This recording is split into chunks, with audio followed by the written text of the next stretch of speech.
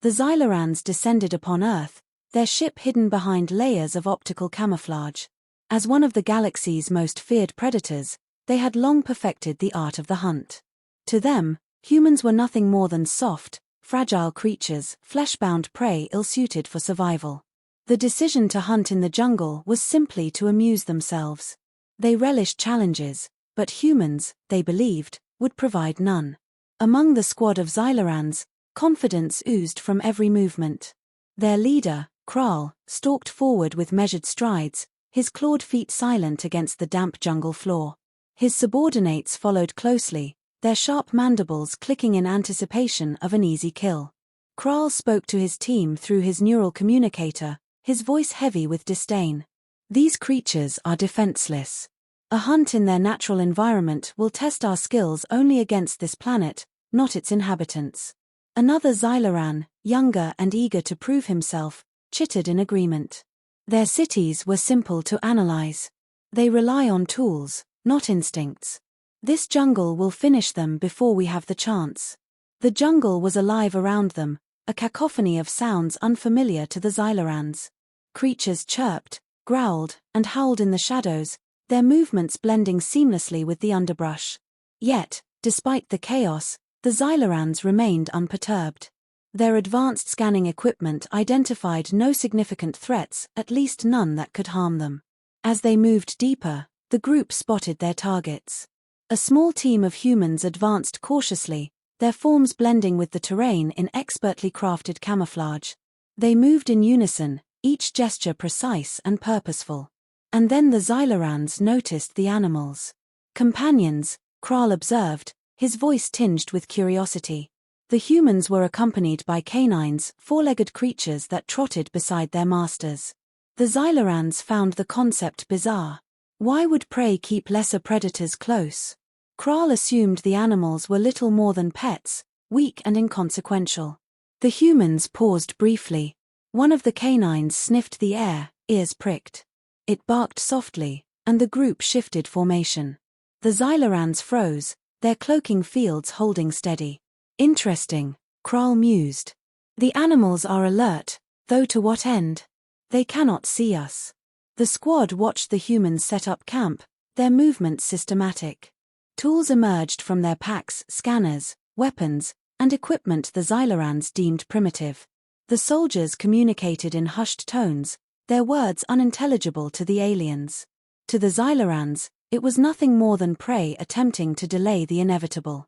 One of the younger Xylarans grew impatient. "Shall we strike now, Commander? They are exposed." Kral held up a clawed hand. "No. Let us observe their behavior further. It will make the hunt entertaining." But as the humans settled into their camp, their canines continued to circle. One dog, a sleek creature with black fur, growled low, its nose pointed directly at the Xylarans' position. Kral's mandibles twitched in surprise. "Perhaps," he said slowly, "these creatures are not as oblivious as we assumed." The Xylarans initiated their ambush with precision, activating their cloaking fields and positioning themselves around the humans' camp. From their vantage points, they prepared to strike, confident that their advanced technology would ensure a swift victory. The humans, to their eyes, remained oblivious, going about their tasks with an almost casual efficiency. Kral signaled his squad, his thoughts transmitted directly to their neural links. "Now, we strike from the shadows.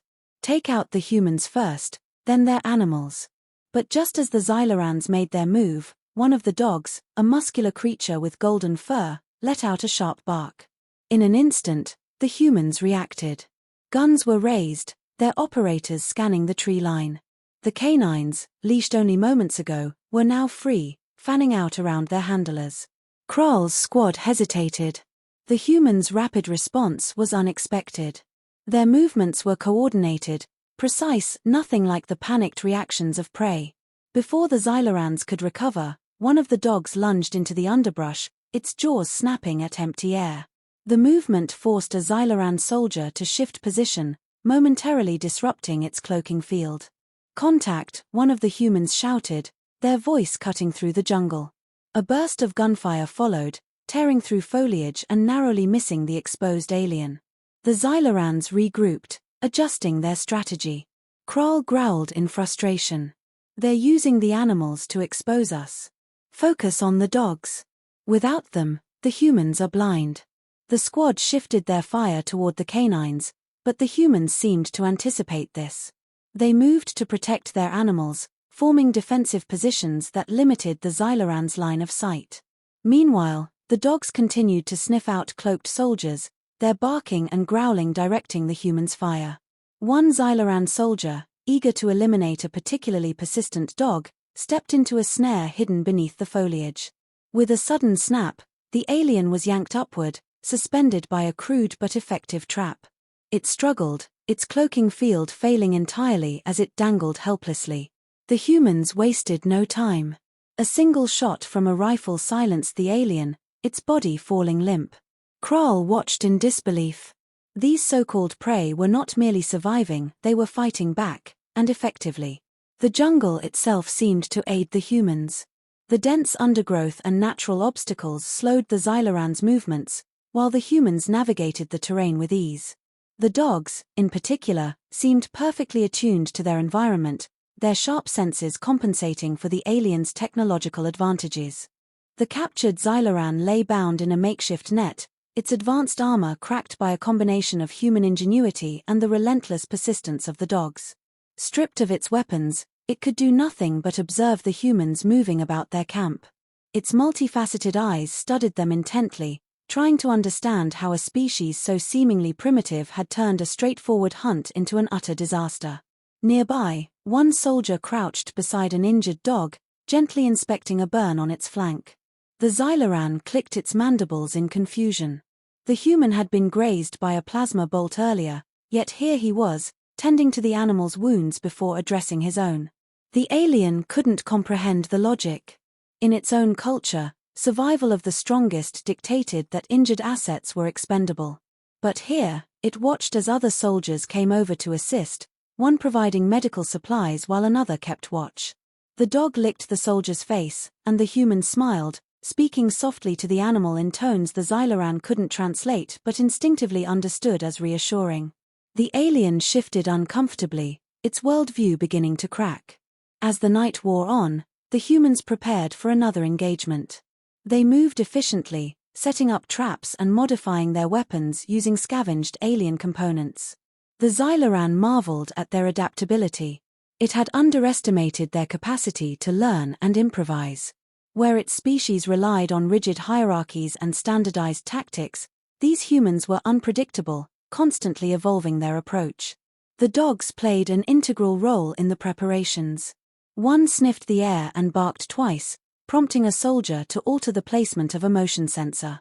Another sat quietly beside its handler, ears twitching at the faintest sounds in the jungle. The Xylaran realized the humans were not merely using the animals as tools, they were working in tandem, each species compensating for the other's weaknesses. The Xylaran's thoughts were interrupted by a sudden commotion. One of its comrades, thought to be cloaked and undetected, had triggered a hidden tripwire. Instantly, a dog sprang into action, leading its handler to the source of the disturbance. Within moments, the alien was neutralized, its cloaking field rendered useless. The captured Xylaran hissed in frustration. Kral's voice echoed faintly through the neural communicator embedded in the captured alien's skull. "Report your status.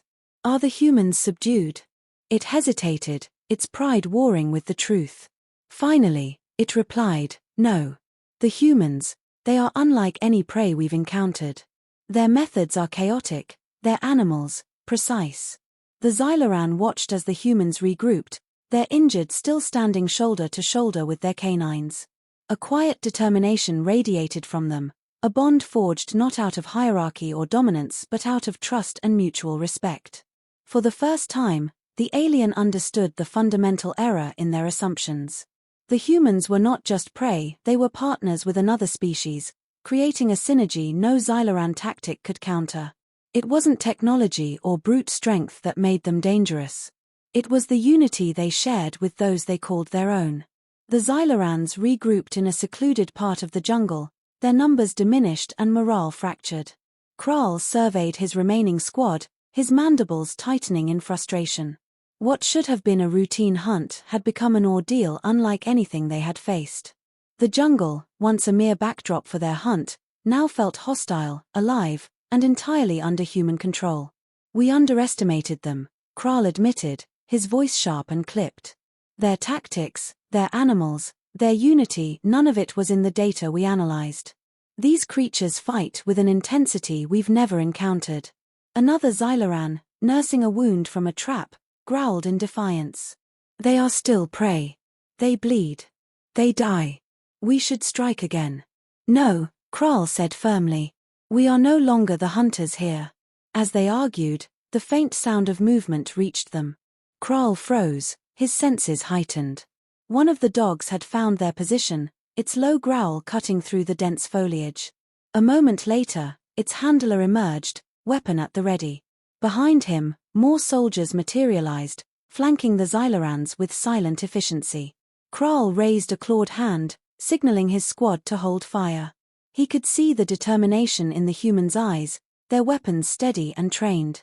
But more than that, he noticed the dogs alert, poised, and completely attuned to their handlers. These creatures were more than just companions, they were extensions of the humans themselves, each movement and reaction synchronized as if they shared one mind. One of the soldiers stepped forward, his stance confident yet measured. He didn't speak but made a clear gesture for the Xylarans to drop their weapons. Kral hesitated, his pride warring with the stark reality of their situation. Outnumbered, outmaneuvered, and completely unprepared for the humans' unconventional tactics, he knew continuing the fight would only lead to annihilation. Reluctantly, he dropped his weapon, the metallic clatter echoing in the tense silence. His squad followed suit, their claws retracting in a rare display of submission. The human nodded, lowering his weapon slightly but keeping a watchful eye. As the humans secured the area, Kral observed them closely. They worked quickly and efficiently, communicating in short bursts. The dogs moved with equal precision, some sniffing for lingering threats while others stood guard. What struck Kral most was the care they showed not just for their own injured but for their animals. A soldier knelt to check a limping dog, murmuring soft words as he bandaged its paw. The bond was undeniable, a connection rooted in trust and loyalty. The humans didn't kill them. Instead, they forced the Xylarans to retreat, escorting them out of the jungle with a silent warning. Kral felt the weight of his failure as he led his squad back to their ship. Once inside, he turned to his second-in-command, his voice heavy with resignation. "We came here believing ourselves superior," he said. "But we were wrong. These humans are not prey. They are something far more dangerous. And their allies." He glanced at the nearest dog, its sharp eyes locked on him until the ship's hatch closed. "Their allies make them unstoppable." As the ship ascended, Kral made a vow. Earth was a planet they would never return to, not because of its dangers, but because of its people and the creatures who fought by their side.